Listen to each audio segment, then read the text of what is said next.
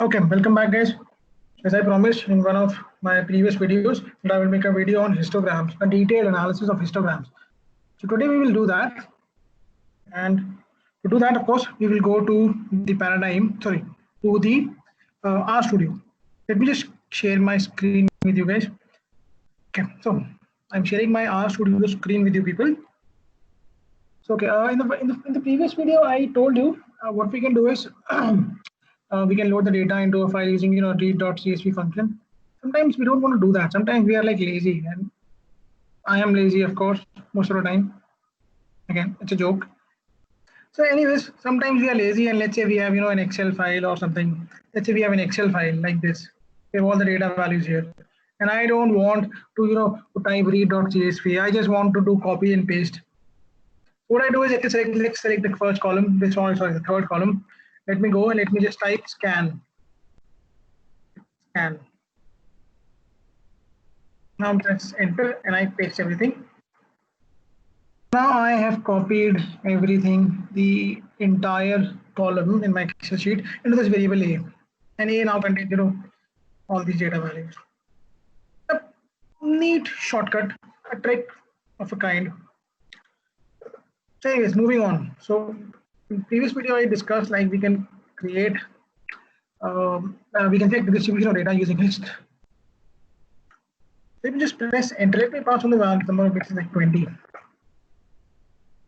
Okay. Let me just define it. Never made a difference. Made a difference. Something like this. Let's go. Let's not go into this define. Let's stick here. Let's stick to this distribution. Okay, that's good. Okay, basically, most people they check distribution using histogram. But what most people don't know is histogram also returns something. See, this hist function. This is actually a function. You are passing the parameter a and b, or a and b. In this case, a is like a, again luck, and b is like 20. This is a function. This is definitely returning something. Maybe it's returning void again. It could return void, but in this case, I know it's returning something. So what I'm going to do is I'm going to store whatever things are being returned. Let's say in my variable return. Let's not use return because that return is actually keyword. Let's use RET. Press RET. And let's see what all are inside RET. I type RET. And bam, I got all these things. These last three things are like very simple, very common sense thing. Equidistance, yeah, they're like equidistance. Considering this pin to be like 0 to 5, 5 to 10, 10 to 15, 15 to 20, and they're all like equidistant. So yeah, it's true. Histogram, we're working with histograms. The variable name was A, that's fine. We all know that. These three things are like common sense. Let me, before getting into the more detail, let me just check the maximum value of A is 88 and minimum value of A, because I know of course it's 0. Logically speaking, my first, if I consider the size, I have divided, I passed in the parameter 20 by the way. Okay, so 20 bins. So use your head. You have data starting with 0, ending at 88. So how many bins you have? Very simple. Very simple. Again, I will leave that to you guys. By the way, the answer is 18. Anyways, doesn't matter. So I told you the answer. So you have this distribution, and let's understand what are all the values that were returned. Let's start with this breaks.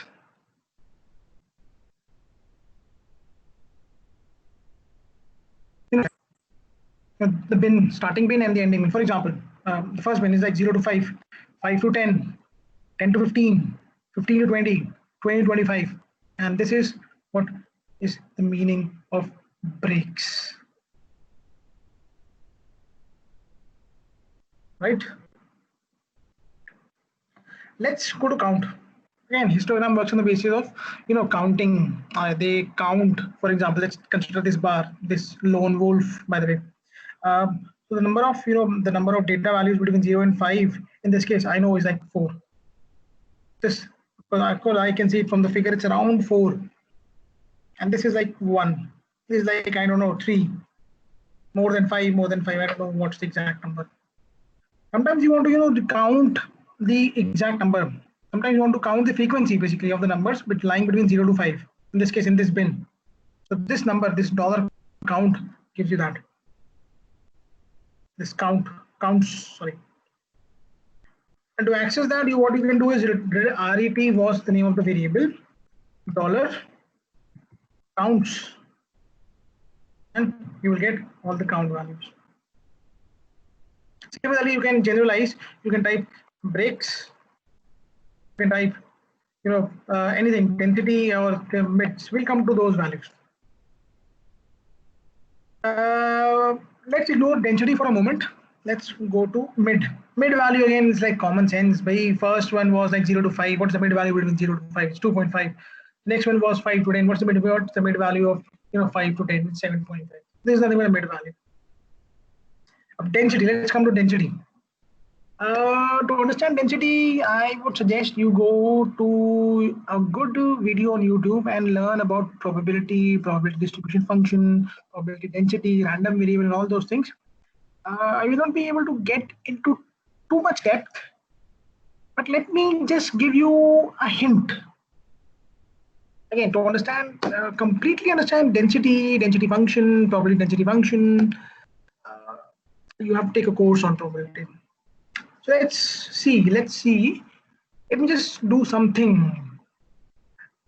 I know the length of my A, because we can compute length of A using length A, is like 139. And I know for this particular bin, the first bin, I have only 4 numbers here. So what I'm doing is I'm doing this 4 divided by 139.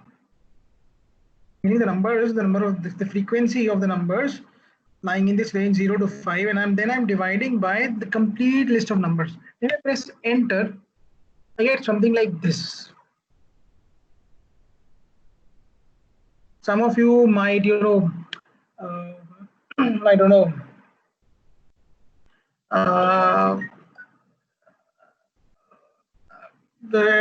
Might be wrong here, but this is somewhat related to the probability. The probability that a random number for this particular data set, what's the probability that a random number, this is my, let's say, my sample space, what's the probability that my random number is lying between 0 to 5? Because I know there are only 4 numbers, and the total list of numbers had like 139 numbers, so it's 4 by 139. Density doesn't give you that probability. Density basically, if I take all these mid values, I have all these mid values. I take all these mid values, and then I plot.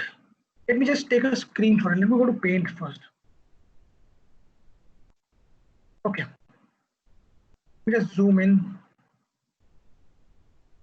Okay. And let me use this. By the way, I'm drawing through via my mouse, so it's, again, please pardon my drawing. So let's take the midpoint of all these bars. You take a midpoint of all these bars, and then you try to fit a curve, the best possible curve through all these midpoints. And what you get is you get a distribution function, something that resembles a distribution function. And density is nothing but the height value. This height. And that's all I will talk about density, because if I start talking about density, this video will become too large, and I don't want that. If you want to understand density, I would suggest you go and learn about it using any probability course. So that's it. That's about the discussion on the histograms. One thing I can tell you, by the way, again, I don't want to go into too much depth. One thing I can tell you is, see, this density, in this case, I know I'm wrong here. I'm abusing terminology here. I know that. It's very clear I'm abusing terminology here. But try to correlate. I will not tell the straight answer. Try to correlate density with counts. And that's all I will say. And see if you can find a pattern. And the pattern that you will come up with the, you will come up with the pattern. Some of you might come up with a pattern. And it's very logical that the explanation you will give is wrong. So think about it. That's it. That's all. Thank you very much. See you next time.